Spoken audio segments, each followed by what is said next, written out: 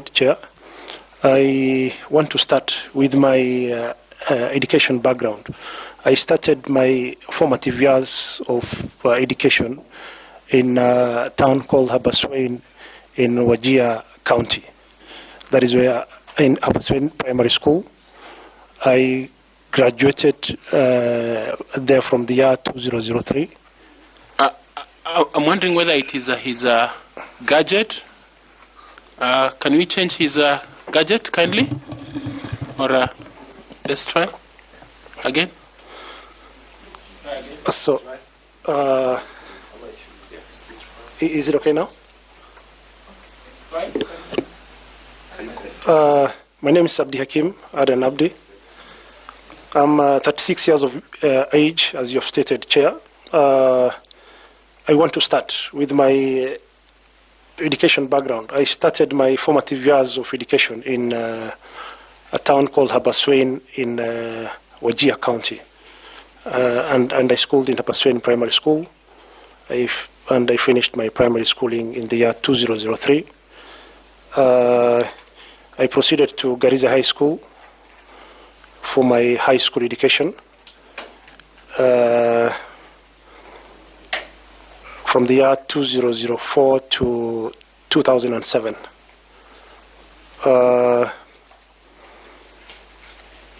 Thereafter, I worked hard and progressed to University of Nairobi School of Law. We have done my Bachelor of Law degree between the years 2010 to 2014. I thereafter proceeded to the Kenya School of Law for my advocates training program. I was admitted to the bar in the year 2017. So that is a brief background of my education history. Chair, I've had,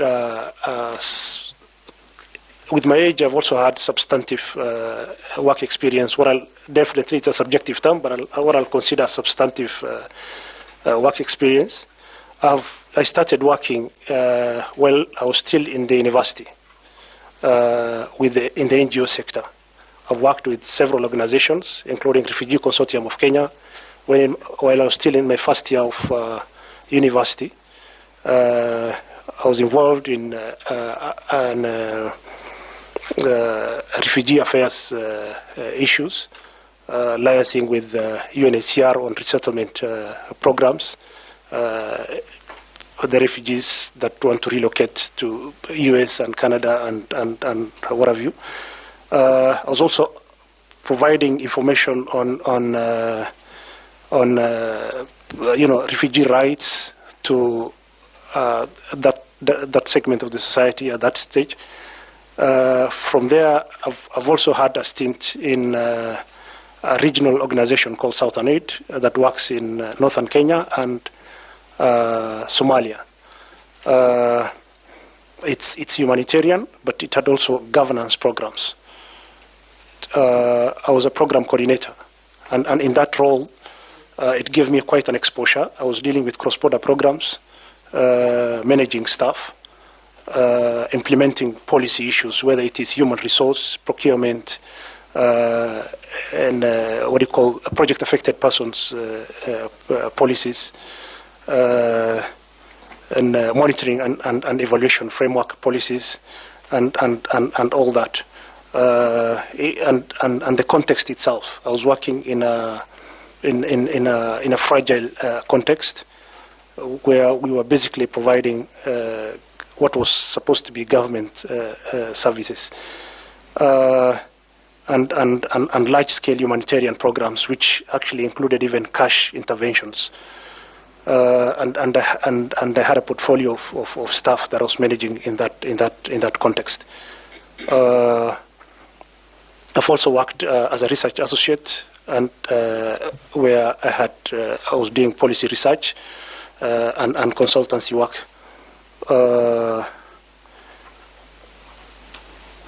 Along the line of my experience, and thereafter, anyway, after admission, after I was admitted to the bar, I immediately founded my own law firm practice in the name of Abdul Hakim and Co-Advocates.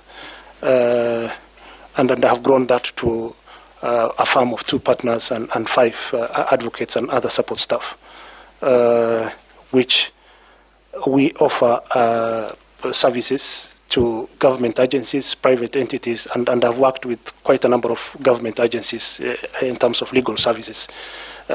All the premier corporations actually in the country in terms of, and I'm still including the commission. I'm actively handling matters for the commission, and it's good that to disclose that at this stage. So the commission, you mean IEBC? Yes. Okay. So the net effect of all that work experience is that it has given me, and especially even my recent exposure to electoral processes. We have been trained on electoral processes by the Commission and UNDP, election technology issues of dispute resolution, and we are actively exposed actually to the process and everything. So the net effect of my experience in terms of policy, in terms of management, finance, and the diverse background gives me the feeling that I can fit into this role, and that is why I applied for the position. So that is the reason in terms of my general introduction. Chair, on the same note, I want to add an additional issue, which is the issue of persons with disabilities. In my close interactions with IEBC and in the course of preparation of this interview, I've gone through reports and I've had first-hand interaction with the commission. And the law, a lot of principles, legal principles on inclusions of persons with disabilities and marginalized in electoral processes. The Constitution provides express articles on even percentages, on inclusivity, and then it also forms as part of the general principles of electoral processes, like fair representations of persons with disabilities. The chapter, or rather the article incorporating IEBC in the Constitution, talks about fair representation of persons with disabilities. The IEBC Act goes ahead and talks about persons with disabilities. The point I'm trying to make is that I'm not the only person with disability who has been shortlisted and applied for this position, but this panel has a unique opportunity to include into its consideration a segment of the society that ordinarily feels left out. And years after the promulgation of the Constitution, we're still paying lip service to constitutional principles, because it talked about progressive realization, Article 54. And we need to realize that. I think the only recent commission that made such a consideration was the Public Service Commission. And whatever decision that is made at the apex transcends to the voter. It transcends to the commission staff. I was looking at a report of Uraia Trust on the 2022 elections, and the voter registration itself excludes that group of the society. It says of all the total registered voters, only 0.7%. It's hardly even 1%. 0.7% of the registered voters are PWDs, and that is not the population of PWDs. So whatever decisions that are made at the apex transcend to the lowest level. So with that remark, I think I'll proceed to take your questions. Thank you very much, Madam Linda, kindly. Thank you, Chairman. Mr. Abdi. Yes, Commissioner. You You are in a very unique position, Yes. whereby you are differently abled, Yes. and you are also a youth, Yes. per se. How do you intend to use your uniqueness and harness that uniqueness in the event that you are fortunate to be given this position of a member of IEBC? And of course, how would you change the attitude of the young people and the differently abled in that position in Kenya today? Thank you. I intend to use that opportunity, if so granted, to relate with the sections of the society, including youth, PWDs, that feel excluded from mainstream election processes, and in line with the Commission's mandate. So that will extend to voter registration. It will extend to the Commission, within the Commission itself, in terms of recruitment of staff and compliance with constitutional standards, the voter registration process, and make them a stakeholder in this process, so that the noise on the continuous exclusion is put to a stop. And so the voter registration process, the staffing process of the Commission itself, inviting them as stakeholder partners in the forums relating to election processes, and one of the roles of the Commission, as per the IEBC Act itself, is the issue of regulation of political parties itself is also there on the processes.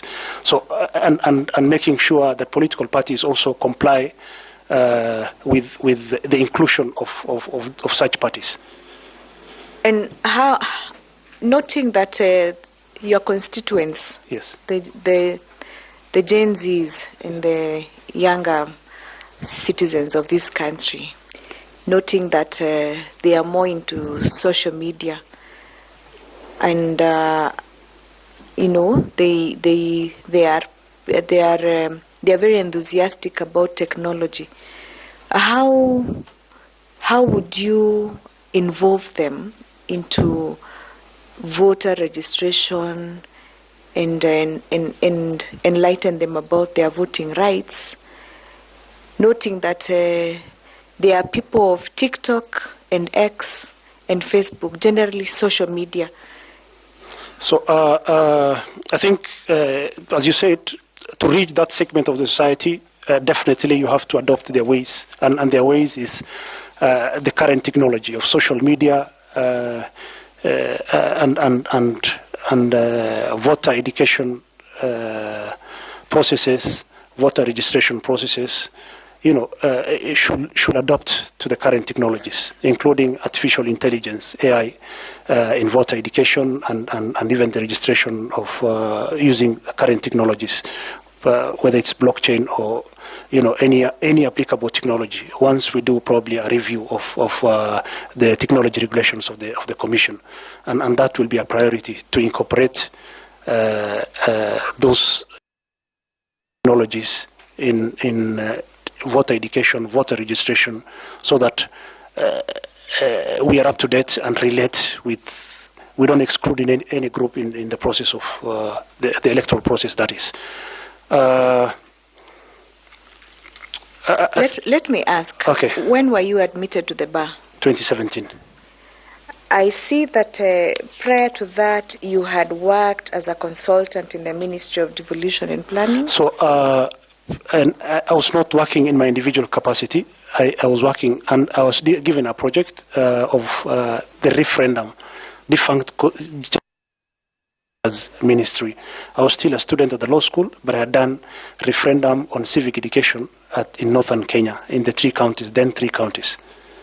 So you were working as a consultant? As a consultant with an organization and purely on civic education of the referendum on the Constitution 2010. When did you join university? I joined 2010. In the year 2010? Yes. So, did you have any educational background that you were consulting on? Because a consultant is a professional. Well, I think I had done, by then I had done my constitutional law 1 and 2. And basically what you are doing is educating members of the public, enlightening them on the upcoming referendum. And I was engaged to that effect by the organization called Southern Aid then. If I heard you right, you said you joined university in the year 2010. Yes. And this is the same year that you worked as a consultant. Yes. For the Ministry of Devolution. I was not given an individual consultancy because I did not have the capacity to take an individual consultancy. But I have done the civic education relating to the referendum in under the organization. Okay. So I was tasked with that. That's okay. Yeah. You also probably a question of semantics. You also did legal advisory and litigation support for several government agencies, yes, including Uwezo Fund, yes, oversight. Yes. What educational background did you have to offer? So Uwezo, just hold on, sir. Okay. Let me finish. Okay. What professional background did you have to offer such legal advisory and litigation support when you, I assume this was before you finished your degree? Was it the same year, 2010? No. That was prior? I think it was towards the end of my law degree for Uwezo Fund. That was at the end? Yes. So let me elaborate. But yes, let me finish first before you answer. Okay. Legal advisory and litigation support, you gave that and you were paid money, in forms of either allowances or salaries or fees when you had not yet finished your degree in law. Am I right? So you let me can expound. Okay, let me expound on that. My engagement with Uwezo Fund again was not in my individual capacity, though I've not stated the organization in my CV. It was a consultancy firm called Northlink Development Consultants, and again, probably not litigation, because there was no any litigation process actually involved in that, but it was legal advisory and business advisory services to groups that we were doing trainings, legal support in terms of how to register a company. We were not really doing the registration itself. We were training them on that. What is the name of the consulting firm? It's called Northlink Development Consultants. And you were? In what capacity? I was engaged as an individual consultant still. So you still consulting legal advisory for a consulting firm, and you did not have... I had finished my law degree. I was not practicing before a court. I was using my law degree to offer advisory services. Sure. Yes. By then, I had secured admission at Kenya School of Law, and I had finished my law degree. And it was about business advisory services, legal advisory, and not court representation. Only, Chair, to note that legal advisory and consulting work should be done by advocates of more than 25 years of practice. That is a very serious and major work to be done, because you're offering consulting services according to the experience that you have in a certain profession. I'll request to respond to that issue. Before a consultancy firm, this is a tendering process. It's a tendering process. So before a consultancy firm is awarded a contract to provide any services, they have to submit a bid. That bid has the CVs of the individuals that are required to form part of that consultancy assignment. And this consultancy, ordinarily how it works, is that it will have terms of reference. The terms of reference will provide the specific CVs of the persons they're looking for. It's within their mandate to state that they're looking for somebody with a law degree as part of the team, and as he was incorporated as such into that consultancy. I was not providing any illegal service. Oh. Thank you. And you are legal aid officer in 2011? It was nothing relating to, again, court issues. It was within, first as an intern, and later on, refugee status determinations, advising them on basic resettlement plans. They were doing what they called security interviews and such. Was this an attachment, or you are an officer? I began as an attachment. I began as an attachment, and then later on as an officer, but it wasn't long also. Okay. Yeah. Okay, Madam Carol, please proceed. Thank you, Chair. Abdi, just for my own clarity. Yes. Which year did you graduate? Again? 2014. From the university? Yes. And which year did you finish your diploma in law? I finished 2016. I was late, and then when I finished my pupillage, I finished my pupillage in 2016. I was admitted in 2017. Okay, thank March you. 2017. So I allow me to follow up from where Linda left, Yes. my colleague. Yes. What in your training? Yes. Kindly speak to the mic. Speak Sorry. to the mic. Yeah, thank you. What is in your? Is it audible? What is in your training? Yes. And expertise that Yes. you have gained over the years? Yes. Speaks to the work of IBC, and how does that help in your role? Should you Yes. become successful? Yes. In the IBC's realizing the IBC's mandate. Okay. My understanding of the role of IEBC, and specifically not the commission but the commissioners, is first of all an oversight function to begin with, and probably the second role I'll say is a strategic, providing strategic directions to the organization, and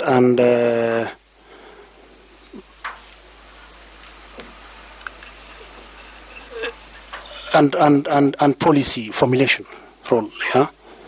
So as per the Act, Section 11, I think. So as I stated earlier, I had a background in the NGO sector, and I was working in an organization that had different thematic aspects, whether it is humanitarian or governance and all that.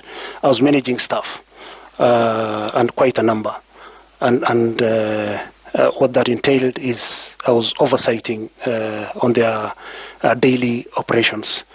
I was managing programs, and I said cash programs, even cash programs. I was managing, other humanitarian programs, and that has given me an exposure in terms of management level requirements that is needed for this role. We were doing policy issues also.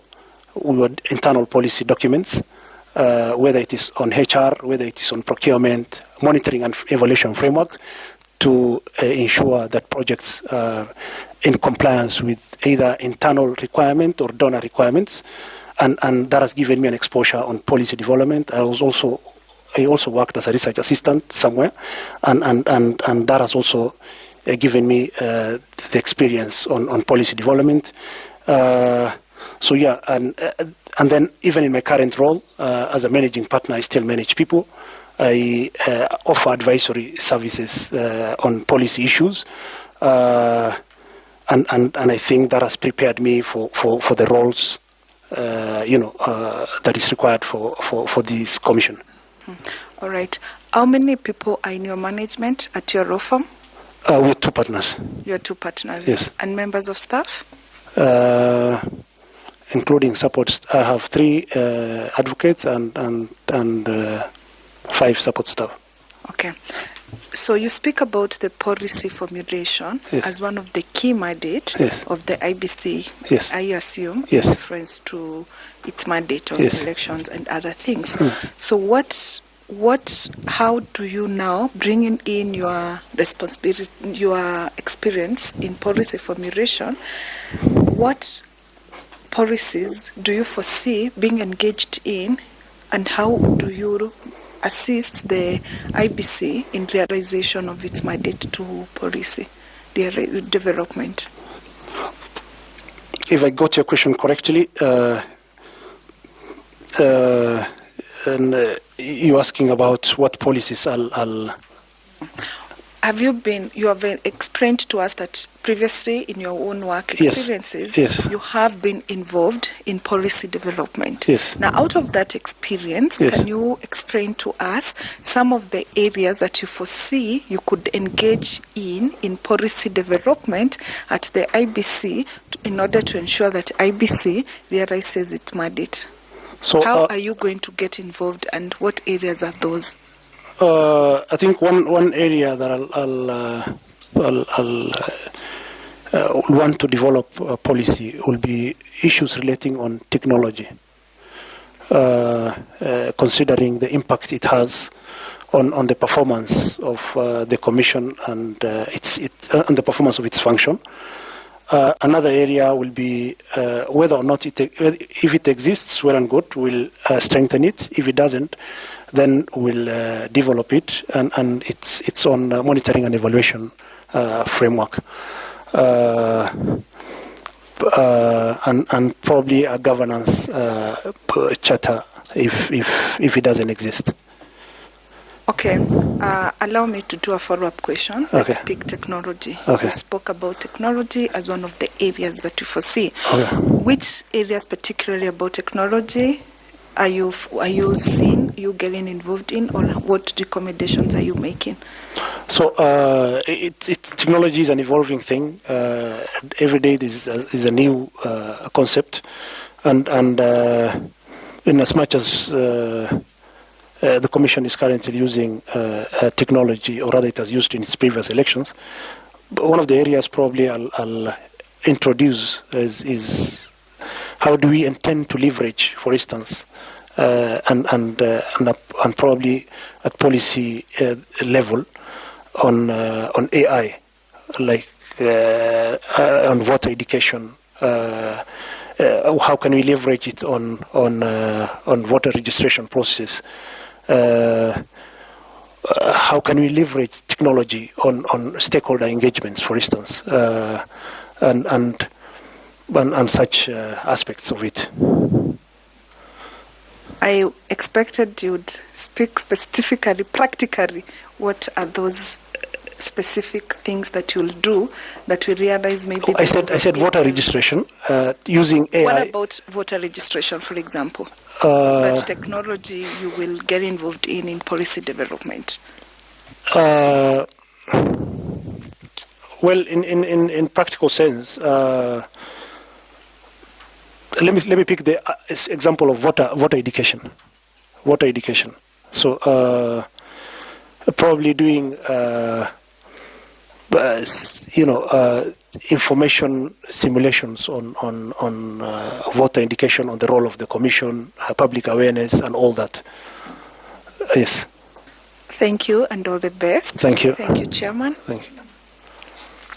Thank you. Allow me to ask Madam Koki Muli to also ask you some questions kindly. Thank you. Thank you very much, Chair. Wakili. Yes. It's still morning. Good morning again. Good morning to you. I would like to bring you now to the electoral cycle so that we can have a very brief discussion around it. You are aware of the electoral cycle? Yes. Could you tell the members of the panel and those that are watching you from home, what are the phases, not activities, the phases in the electoral cycle?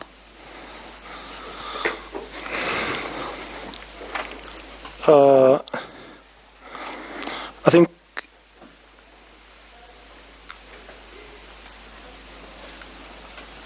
The phases of the electoral cycle. I think the electoral cycle begins with voter registration and probably preceded by voter education. Voter education, which but the key element is the voter registration process, and then afterwards, within the period,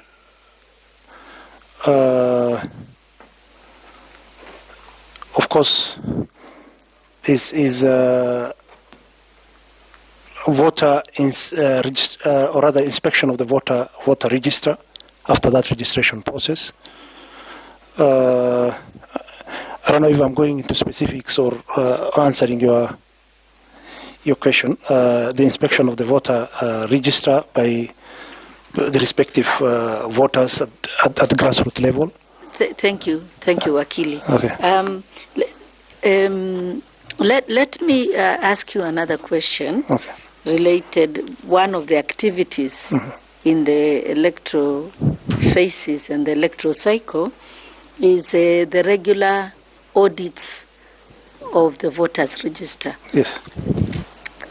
Can you tell the panel why it is critical to audit voters' register and what we do with those audits? So the reason as to why it is critical is to inspire, first of all, public confidence and trust in the Commission. Why? Because why do they inspire public? Because it shows the transparency of the process, like that this thing was generated in a very transparent process, and that is why it's a consistent recommendation after every election that voter register audits be done actually before the election, that is, and the same thing also extends to I think the technology that is in use. Thank you very much, Wakili, and all the best. Thank you very much, Chair. Thank you. Allow me to ask FCPA Tanwi to also ask you some questions. Tanwi, kindly. Thank you, Chair. And Bwana Abdi. Yes. What is the nature of your PWD? The nature of your disability? I didn't really get that question. Huh? I have an injury in my left leg, so it's physical. It's physical? Yes. Okay. Yeah. Now, right, that is. Right leg, I said, sorry.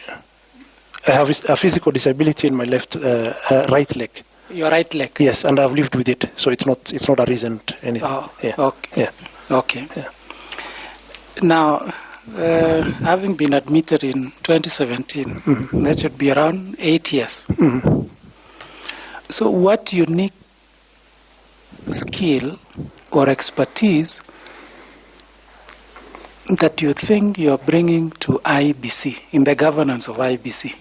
The specific one that we know, this is my expertise, this is the skill that will take IEBC to the next level. So, as I said earlier, my experience starts before my admission, and I'm of diverse background. What I'm bringing the resource mobilization skill, having worked in an environment that works on fundraising and project development, donor relations and all that, and considering the Commission always has funding deficits for its activities. I of the view that I'm bringing on board resource mobilization skills. Secondly, I've been engaged in dispute resolution in my practice, and representing the Commission and all that. So I'm bringing dispute resolution skills, so both in practice. Yes. I wanted the one that you were saying, this is me, this is Abdi. And negotiation skills. I'm also bringing negotiation skills to the table. So it's resource mobilization? Dispute resolution skills and negotiations. Now, what would you say on this statement that IEBC should actually be funded 100% by government. It should not rely on any donor funding. What would you say on that? I didn't get that question clearly, sir.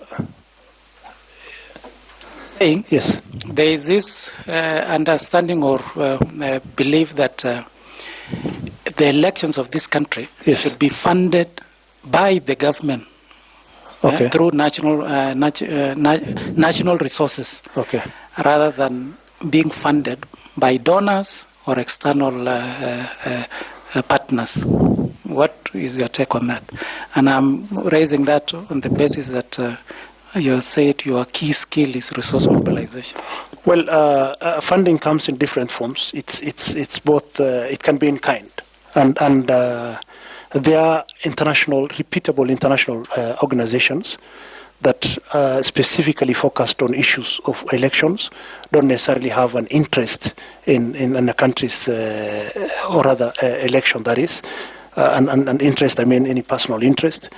And it can come in kind, in form of training. For instance, UNDP has been a consistent partner of Independent Electoral and Boundaries Commission, and I don't think I agree with that conclusion. Thank you, Chair. Wish you well. Thank you. Thank you. Allow me to ask Evans Misati to also ask you some questions. Kindly, Evans. Thanks so much, Chair. Abdi, allow me also to ask you a question. Okay. Related to the roles of the Secretariat, vis-a-vis the roles of the commissioners. If you find favor and get to be the commissioner of IEBC, yes, what will you do if you find that some of the preparations which the Secretariat has done when the Commission was not there, particularly in the boundary delimitation and preparation of the work plan, have factored in the role of the commissioners? What will you do as a member of the Commission? So to begin with, I've said earlier, the role of the commissioners is policy formulation, oversight, and that is oversighting the Secretariat itself, and providing strategic directions. The role of the Secretariat is day-to-day management of the Commission affairs.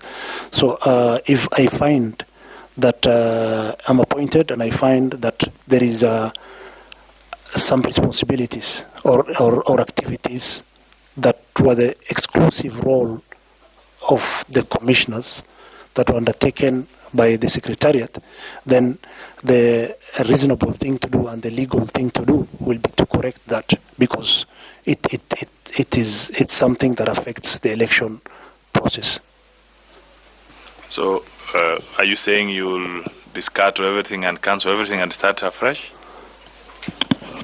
Well, to the extent that, first of all, it's good to analyze the effect of that decision itself.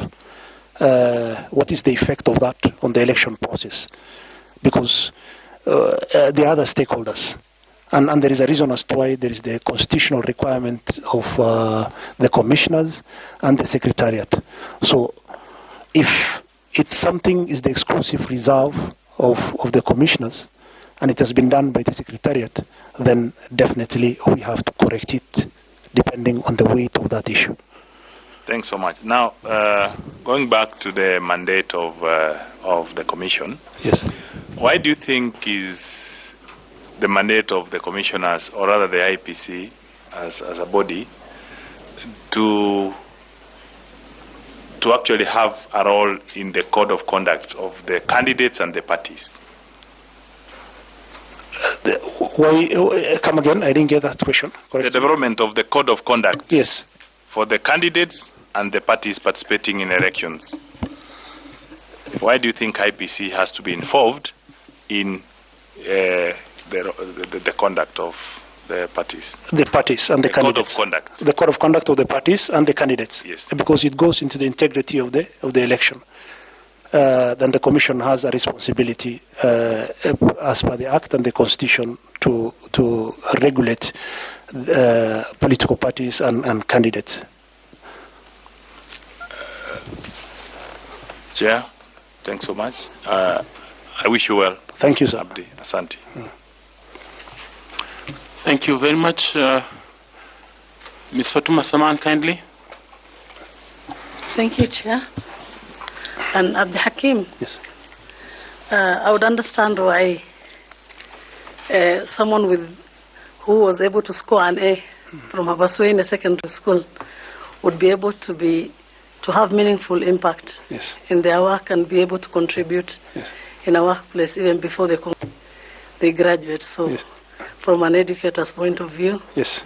it's exceptionality, yeah? Yeah, I appreciate that part. Yeah. You see, we are brought up to take up responsibilities at an early age. And when we come to this town, we don't really depend on any siblings or you have to go, and even when you have a break and everything. So actually I have an interesting story. My first encounter with elections was when I was in my primary school, so that it doesn't become a surprise why I was working when I was in university. I was in class 7, and that is 202. There was recruitment of election officials. I had not even yet finished my primary schooling. So in my village, there was a shortage of electoral clerks for that election of 202. I was in class 7 then, and I participated in that election as a polling clerk. Of course, I faced frustrations in terms of my payments because I didn't even have an ID, but my presiding officer came to my rescue, and I was paid for the service that I've done. So I started that early. Thank you very much for that. And as a member, if you are successful and become a member of the IEBC, how would we ensure that the Commission tracks and responds to media reports on its work, and how would, while doing that, maintain impartiality and neutrality and professionalism in the process? So I think what I'll suggest, the way to track and respond to, you said media reports. I think that will be, I'll set up a communication monitoring unit, so that can track whatever information that needs to be clarified by the Commission. If it relates to an issue of disinformation, then probably even go further and utilize technology. If you've ever had this is something they're calling Facebook election war room that was utilized in EU elections and India to counter disinformation, because it's an entire industry of its own that undermines the credibility of elections. And I think that is what I'll do. Thank you. Thank you. Thank you, Chair. Nicodemus Bore, please come on and ask the candidate some questions. Thank you, Chairman. Maybe to start off, would you say you are a Gen Z? I don't think I'm a Gen Z, but I think I can be a link between the Gen Z and the yeah, because I've exited. I'm 36 now, but I can be a link and I can relate with the issues well. So you are which set? You are an alpha? Millennial. You are a millennial? Yes. Okay. So do you think the advertisement that IEBC selection panel gave favors a Gen Z or a millennial? Well, in terms of qualifications? Well, if you ask for my perspective, I think unless you do some, go the extra length, the way I have tried to supplement my experience, I think if you ask for my fair opinion, it's difficult for a Gen Z to fit into the requirements of the appointment for a commissioner, because it's not just about educational qualification. It goes beyond that, and that is the difficulty.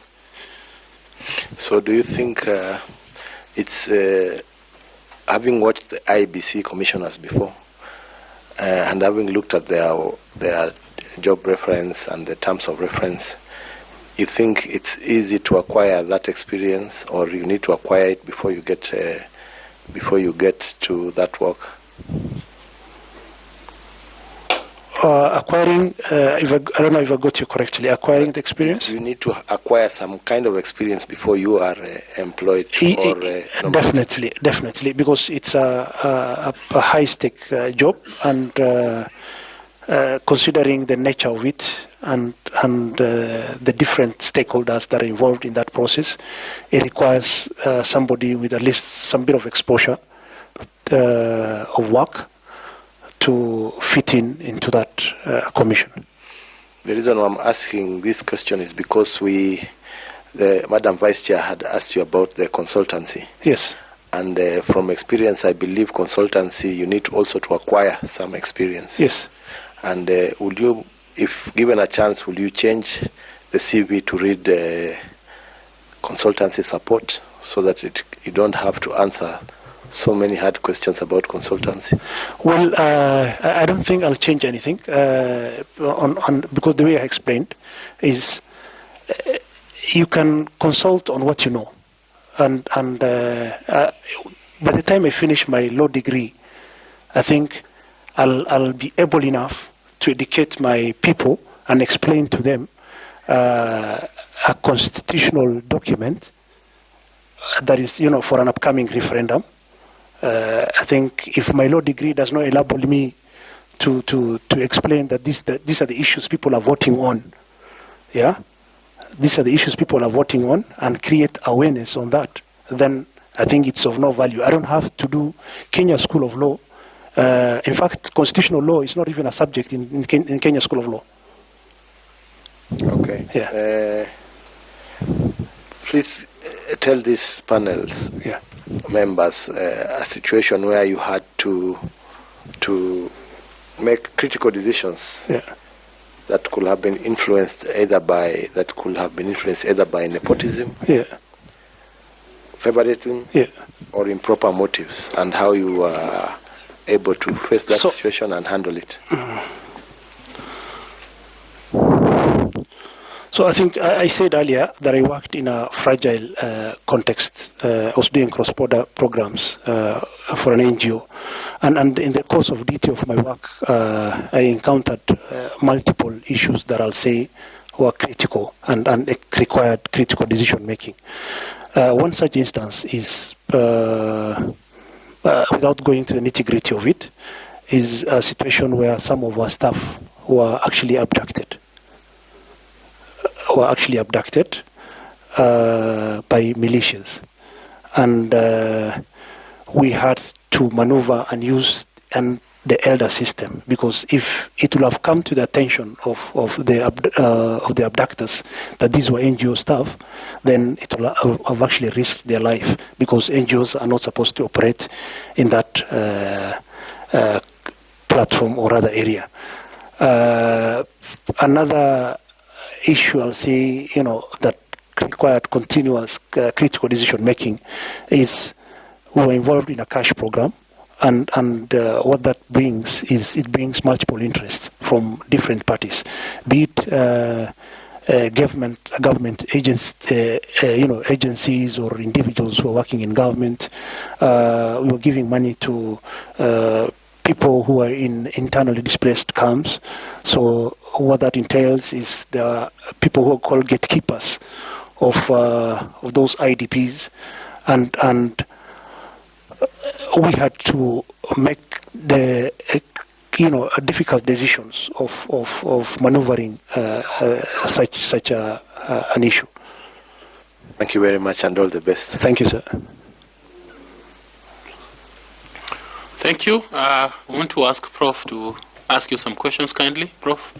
Thank you, Chair. And just like in your case with the first candidate, let me first declare that Abdi Hakim was my classmate when I did law in Gumbaro. So I was a student with millennials. I was already teaching at the university, but I was also a student. So every time my colleagues came, they would ask me, what are you doing here? I attended all the classes, didn't I? Yeah, you did.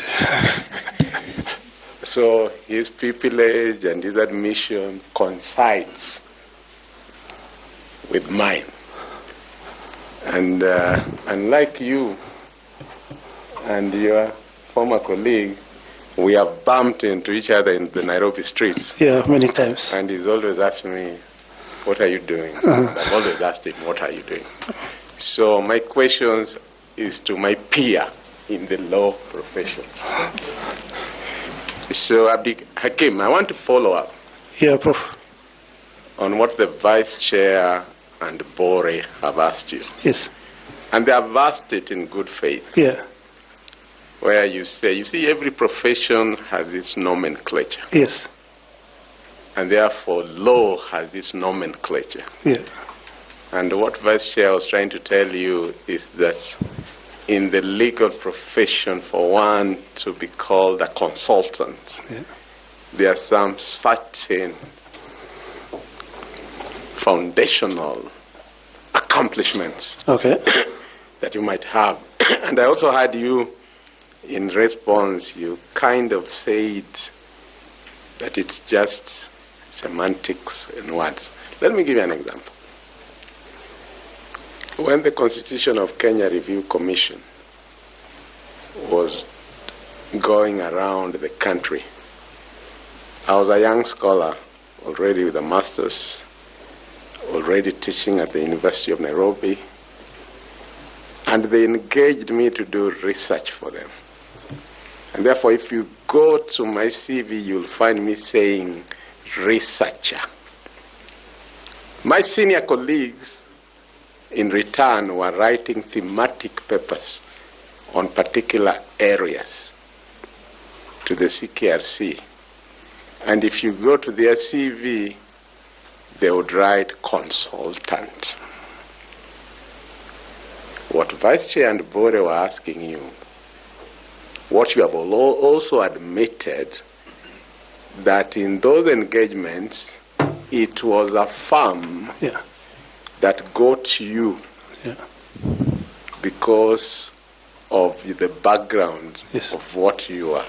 It incorporated you. You are not the one being hired. You are being hired under the consortium of that firm. And therefore, you are not what they're trying to tell you, you are not the direct consultant. They are looking at the totality of the employees or the researchers or the expertise that that particular firm has on board before it is. So the firm is doing the consultancy. But Abdi Hakim, what they're trying to communicate, Abdi Hakim himself is not the consultant. Would you change? That's what they were trying to persuade. I get you, Prof. And I clarified. Change your description. I'm a consultant. I get you. And I appreciate the question. And I know they're asking in good faith. What I wanted to clarify is this is in response to an advert. The word consultant is a relative word. Yeah? It doesn't necessarily speak of the number of years. It depends with the specific situation. An agency advertises for an assignment. Yeah? And that assignment has terms of reference which you have to download. It says that you should have people of this background. You should have a team leader, for instance. If the consultancy relates to financial issues, it says team leader with a background of finance, probably a PhD in finance. It goes ahead and says the composition of the team. I think just respond to him. Yeah, I'm trying so that because of time, yeah. Were you a consultant or were you I'm assisting the consultancy? That's what he's trying to ask you. So I'm coming. Just respond to it directly. Okay, I'm coming to that. So the terms of reference included in these specific assignments. There were team leaders. Just trying to get So there were team leaders. You want to and then there was a requirement for somebody with a law degree. Yeah. You want to stick to you are consultant. I think that's what you are getting. Yes, because the advert said a lawyer with law background only. Thank you. Basic degree. Yeah. Thank you. Yeah. My other question relates to if we were to make you an IEBC commissioner, can you tell us, in your professional background, have you been involved in the improving of the image of a brand that had a negative public image, where using your skills and knowledge, you promoted public confidence in that organization, and how would you bring that to IEBC, if at all you have had such an experience? I don't think I understand the question. That have I been engaged in promoting? In your professional background, yes. consultancy, yes. Yeah. And any other work you have done, yes. your degree, yes. Have you had an occasion in which you are working on an institution that had a bad image, and you helped improve its image? And if you have had such experience, how would you use the same in IEBC? But if there has not been none on that, I can ask a different question. I can't really say I worked in an organization with bad image, but I participated in development of, or rather improvement of an organization.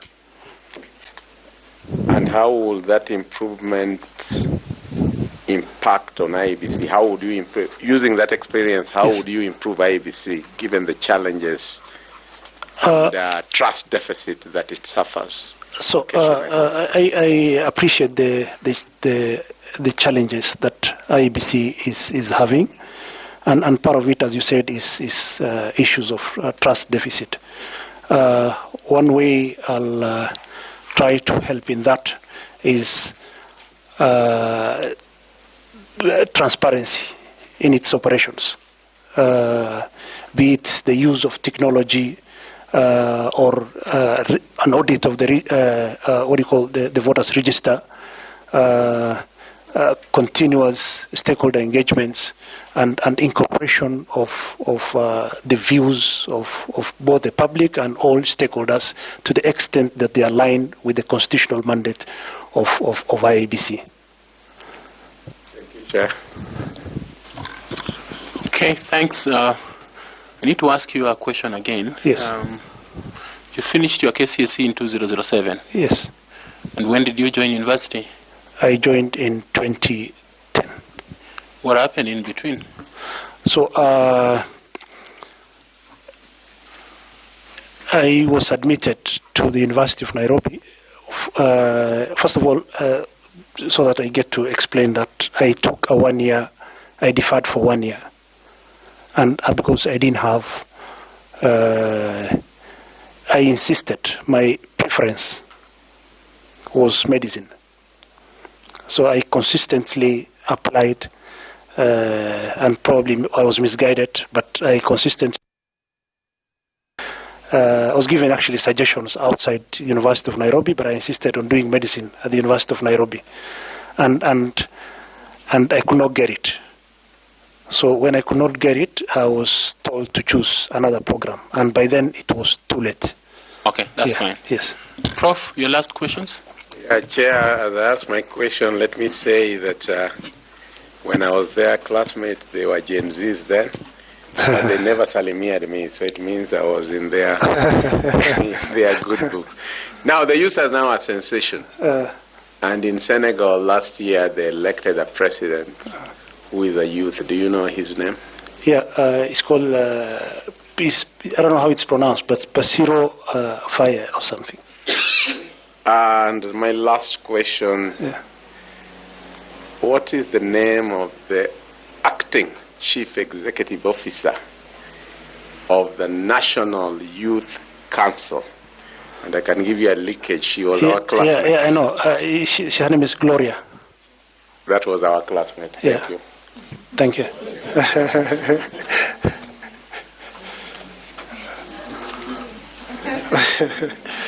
How, Prof, if you ask people about their classmates?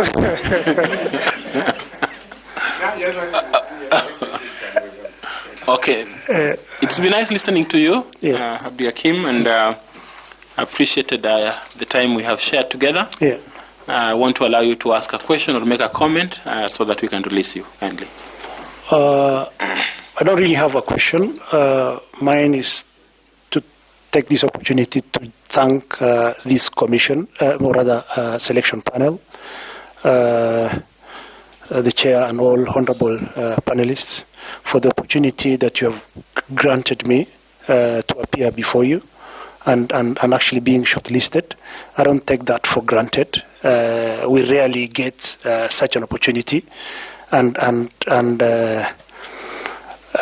if I make it, I think I'll make my contribution to the country. If I don't make it, I wish whoever is given that position the best of luck, and I'll still make a comment that in your own wisdom, may you find it fit to include a PWD, and it doesn't have to be me in this process, so that you also remember in history. And thank you.